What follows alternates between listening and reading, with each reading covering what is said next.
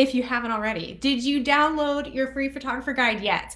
Because my new guide, 5 Myths About Making More Money as a Photographer, it came out yesterday. And I want to make sure each of you get it because it's full of life and business changing information. So if you haven't gotten it already, let me just tell you a little bit about what's in the guide and why you should grab it before we get started, okay?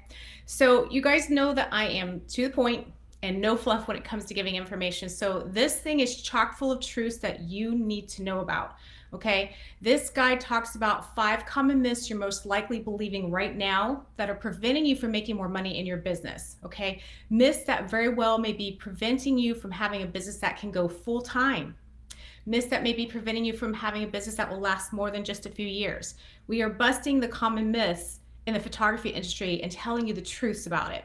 Okay, so it will tell you how to make more money in a way that your heart will feel good about, because I know a lot of you struggle with confidence when it comes to pricing and the idea of making more. Okay, we never had a problem with getting a raise when we worked for someone else, but somehow we struggle with treating ourselves better and allowing ourselves to have a better business and a better life. But there's also a bonus. It's how to make more money when you're not booking. It's a quick video with tangible strategies, many that you probably haven't thought of, on how to make money during the slower seasons of your business. Okay, guys, there's a reason why my business and this group is called Rock Your Rebellion. Just because the majority of people are doing something in a particular way does not necessarily mean it's right or that it's the best way to do things. And that's why I always ask you just to do your best to take information that you calmly hear with an open mind before you accept and implement, even my information, okay? Be willing to research other methods and opinions before you grab into a belief that can make your success a constant uphill battle, okay? So with that being said, go to rockyourrebellion.com, click on the tab on the upper right, it says download free photographer guide, and it is yours. So today's topic, it's a heated one, it's an unpopular opinion, but again, just because the majority of people are doing something in a particular way, doesn't necessarily mean it's the best way, so we are going to talk about it. Hey, Millie, I'm glad that you're here. Hi, Christina. Okay, thanks, guys. Thanks for commenting. All right, so why you shouldn't offer more than 50 images per session. Now, I know the title of this topic will raise a lot of eyebrows, and that's probably why you're watching today, okay? But I know this because a lot of photographers that follow me at this time are digitally focused photographers, also known as all-inclusive or shoot and burn photographers. That means photographers who deliver digital images only, okay? And people that are in that arena are always told to underpromise and overdeliver with their images. But offering too many images also happens with other business models like in-person sales too. Okay, now guys, you know, because we've talked time and time again about client experience, that I'm a huge fan of underpromising and over-delivering in business. In fact, that's part of creating an exceptional client experience that will support your price point and create raving fans who will market for you to others. However, in this case, it causes more harm than good. So the first reason why you should consider offering no more than 50 images per session is you are earning less than you think. You are earning less than you think. Guys, time is money and money is time. And processing and editing takes time. You've got to download, you've got to cull, you've got to back up, you've got to edit, you've got to upload to your gallery delivery systems. All those things that you've got to do take time. The more images you're working with, the more hours you are spending working in your business, and that results in making less per hour than you realize. You guys remember when we talked about the formula to price your sessions? If you take that number, whatever the fee is that you price for your session, okay, and you divide that by the number of hours you put in, you will see what you're making an hour. And I promise you, it's less than you think. Knowing the formula to price yourself so that you're profitable is only part of the equation. It's only part of it. And guys, that's why I'm coming out with a pricing course this summer, because it's more than just that formula. There's so many moving parts to it, okay? It's also important to know how many hours you're putting in. So if you've never tracked your hours before, start doing that now. If you see the need to trim things down, reducing the number of images you're working with will help dramatically, dramatically. The busier you get, the harder it will be to keep up with the lengthy processing and editing, and the harder it will be to keep seeing clients at the volume you're seeing them. Guys, these kind of things lead to burnout. This leads to people upping and quitting, and there's no need to do that. There's absolutely no need. You are in control of your business. You are in control of how much you charge. You are in control of how much you or how little you work, not the industry, not what other photographers are telling you. You are in charge of that. Okay? It's not the market, it's the marketing. That's the issue. All right? So the second reason you should consider offering no more than 50 images per session is that offering 50 or less elevates the value of your service. You're probably like, what is that? What do you mean by that? Remember, businesses that are highly valued by customers are able to charge more because their clientele are willing and wanting to pay more for better service. Okay, that's why some of us will choose to go to Target and spend more there where we know that they're going to charge more over Walmart, right? So yesterday I was actually talking to my chiropractor about this, and we were talking about traditional medicine versus non-traditional medicine, and she was saying that if she felt that if she had gone into traditional medicine, she would have seen so many more clients per hour because she would have been dealing with insurance, and that she's so happy with the path that she took because it's just a different kind of client, a different kind of experience for them, and a different kind of experience for her. She was talking to me yesterday about the fact that it was a little bit of a slower day, but it didn't impact her negatively in any way. In fact, she was able to talk to a new patient who had come in inquiring about starting to work with her. She talked about how it allows her freedom to take the time to be, more involved with her patients and enjoy what she does. If you're stressed and you're not enjoying what you're doing, it passes down into that client experience. Too many options result in a no. People want to be able to make their own decisions, but they don't want the stress and frustration of a difficult one. And too many images does that. So, offering less than 50 images simplifies customer decisions. Okay? When a client has a large amount of images presented to them, it can make it hard to choose which they want to keep, which to consider printing, and which to put in an album. Okay? It becomes a job for them. It becomes a job for them. Nothing that they ever wanted, okay? A big decision that takes time and effort versus it being a no-brainer, right? And that experience whittles away at the value of what you do. It damages your client experience. Higher end clients, and when I say higher end, I mean quality clients versus budget-seeking clients, okay?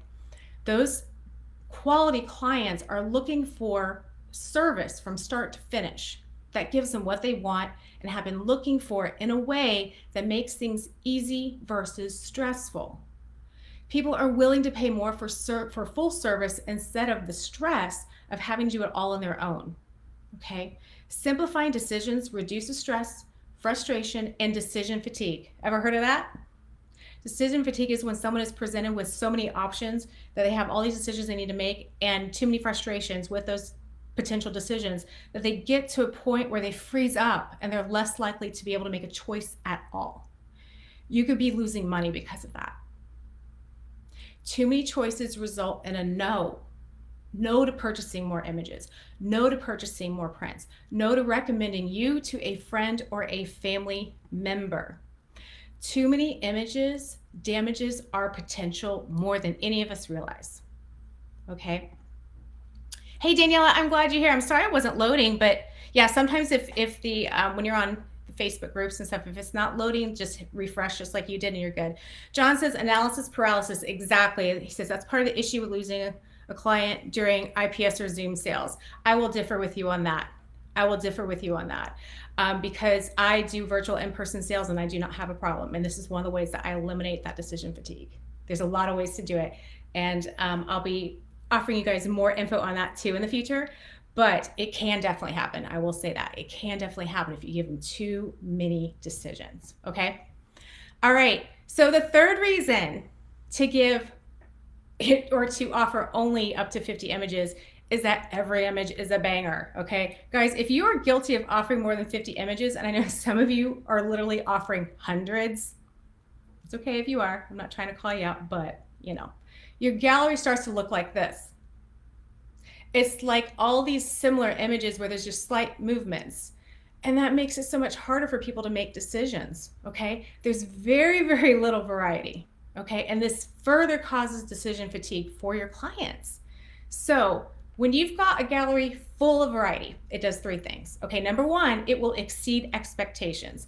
Every single photo is different from the last and different from the next. Okay? That will exceed expectations, because what do most people do? They over deliver with the same similar photos, and they can't make a decision when they are so stinking similar, right? All right. Number two, it increases the value of what you do in the eyes of your clients. I mean, most photographers aren't doing this. Like I just said, they're attempting to impress clients by over delivering what clients see as repeat images. Okay. You want to stand out in the market, then you need to reduce the images that you offer down to an impactful 50 that is full of variety. Okay. And three, variety makes it difficult for clients to leave any image behind. All right. It's difficult to choose which one when images are similar, but it's just, like I said, it causes decision fatigue. All right. And you just want to have impactful, variety filled images. Okay. So when you have those smaller amounts of images that are super impactful, it makes it difficult for them to leave any of them behind. So by giving them this choice, but with a smaller amount of images, they can more readily make those decisions that they will be thrilled with, but without the stress. Does that make sense, guys, so far? Oh, John, okay, I see what you mean. You meant too many images, the problem, not IPS. Yeah, got it. Yeah, they do that in IPS too, where people have so many and like they're trying to pick out prints and albums, and it's just overwhelming, and people don't realize they're leaving sales on the table. Christina says, I got to get better about that. So I'm just looking at the camera in same pose, but looking away. I always deliver both. I just have to pick one. You're absolutely right.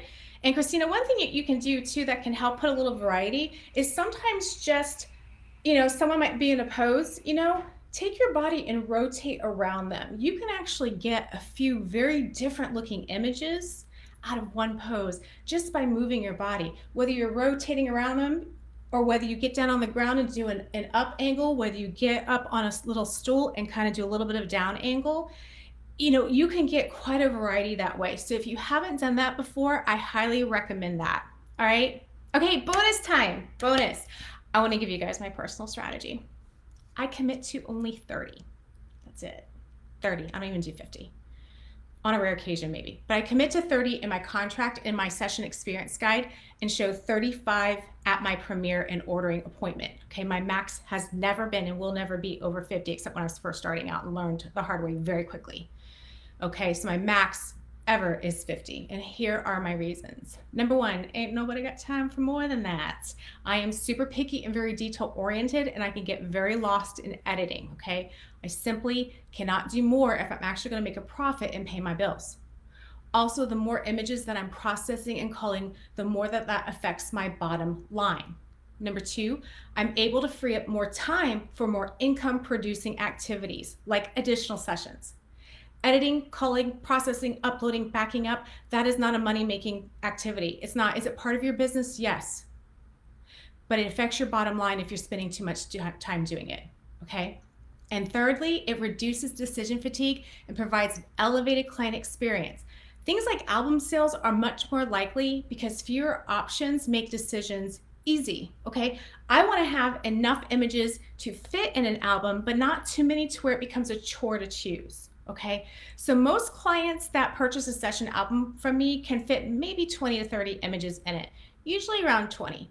Offering 35 images makes the decision easy, but it also increases the likelihood of additional print sales because what doesn't fit in an album, they look to put on their walls. Okay, so tell me in the comments, has this opened your eyes to considering some changes in your business? And does this sound like a much less stressful way to conduct your business? And are you excited to discover a way to reduce your workload, increase your income, and create a client experience that people will rave to others about? All right, guys, I hope you found this mini course helpful today and super impactful, because I know it has been so impactful in my business. And it's one of my secrets to success, and I wish the same success for you. So I wanted to share this with you today. Christina says, love that idea. Thank you. You are welcome. John says, I have it right on my website that a full portrait shoot 2 hours should result in 40 to 60 images and that 10 digitals are included in the session fee. My largest album is 40 pages. Okay. Okay, so you're close into that range. Millie says, yes, more changes coming. Yes, isn't it interesting? And people will tell you in the industry, other photographers, other educators who are digitally focused, that you need to overpromise and underdeliver with your images. Now, I agree again about underpromising, excuse me, and over-delivering with your business and with your client experience, but this is one area where it can do more harm than good. When that has happened to me, when I have been a client, literally, I had the last time I had that happen to me, it was from someone who was digitally focused. I did not realize that she had given me more images until I had scrolled about 4 times. And then I realized it was a large, gross amount. And it was at that point that I realized, oh my gosh, she not only over delivered, she way over delivered. People don't typically notice that you gave them 10 more images or even 20 more images if you're giving a lot in the first place. So, and again, when you have hundreds of images from a short 1 hour session or even 2 hour sessions, it's hurting your bottom line and it's hurting your client's experience. It's hurting them. They hired you because you are their guide, okay? You are the one that is supposed to help them to make the best decisions for themselves. You are the guide, you are the educator.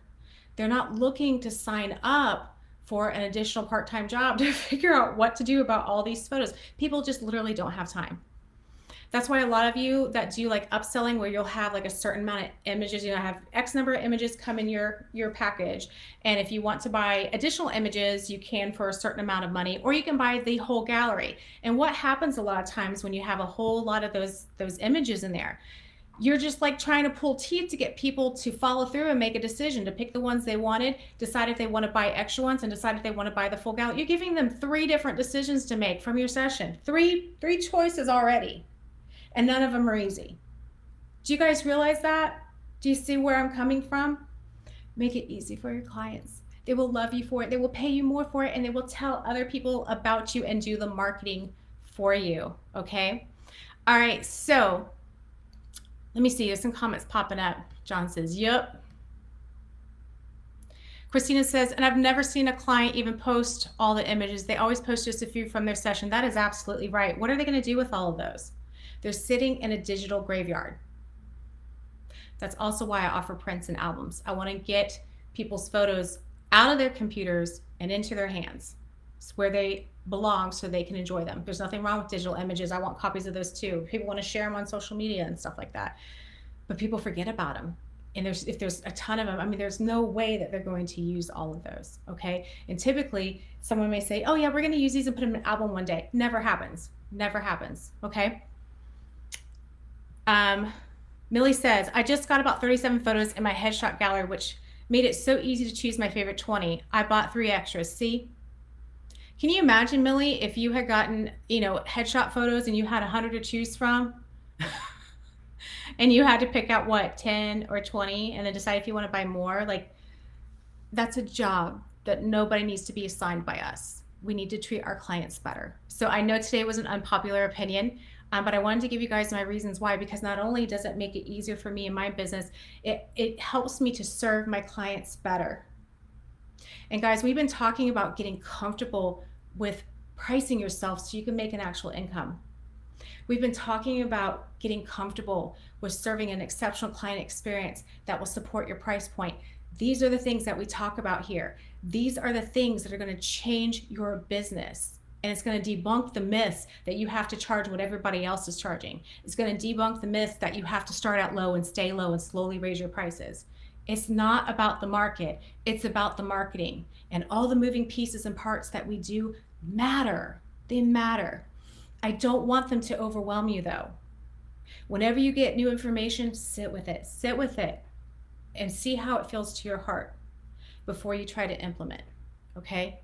Get the systems that you already have down going, get that down, that routine down, and then what you can do is start tweaking things, and you're going to be able to give a better experience, and you're going to be able to get more clients that are referring you to other people, raving about your service. You're going to be able to charge more. You're going to be able to have a better life. You're going to be able to have a better business. All right. Millie says, haha, I'm probably only using 5 of my headshots. Hello, right? Hello. Millie, it's so good when I can talk about these things, and some of you have literally experienced them when you've had sessions with other photographers, a light bulb goes on. It just goes on. Emily also said, I can't make decisions like that. It stresses me out if I get too many options thrown at me. That is normal for everyone. That is normal for everyone. But I will tell you, there are some people out there who have problems with focus and attention, who those kind of decisions will make them run like it's nobody's business. Okay, so just be very careful with that. Daniela says, should we have less options for them to purchase as well as in their galleries, like less canvas sizes, etc.? Fantastic question, and yes, yes, yes. Same thing if you have a la carte items that you are offering to your clients, whether it's prints, canvases, digital items, what have you. Absolutely, absolutely. I really would keep the amount of items you offer low, and I would keep the sizes that you offer them in low, because it's the same exact situation, decision fatigue, and a confused mind will say no. An overwhelmed mind will say no. All right. So that is why I love my version of virtual IPS, where I actually, the only time that I am in person with my clients is the session itself. I do not have a studio. I do conduct a premiere and ordering appointment. That's the sales session. I do that via Skype or FaceTime, whatever they prefer, usually Skype. And I'm able to share my screen and go through this session with them. And basically all I'm doing is talking to them about the products I have to offer. I talk to them about the difference between the packages, and I help guide them. Again, we are clients' guides. Okay, we're not the star of the show, they are. We are their guide.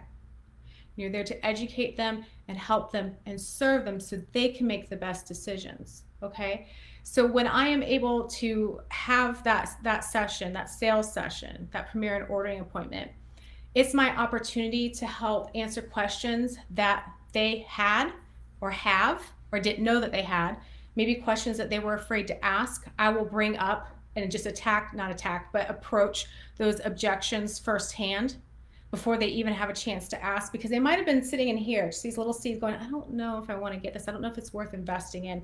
When you have a chance to be one-on-one with a client and explain to them what you have to offer and simplify it, like Daniela was mentioning, simplifying things to where it's not a huge decision, you get yeses every time. And that's why the past several months I've been hitting my top package, selling my top package every single time with my sales sessions. Every single time, because it's service, it's not sales. All right. Any other questions or comments? Daniela, that was fantastic. Thank you for bringing that up.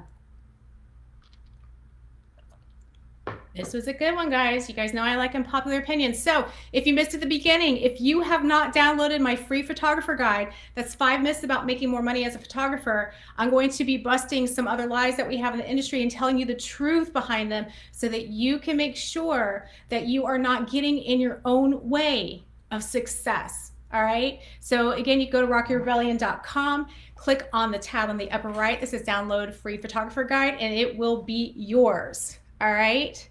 Let me see. Any other questions? Any other comments? I'm not seeing it, so I'm going to let you guys go. I hope you have a great day. Let me know what you thought of today's video, and I will talk to you soon. See ya.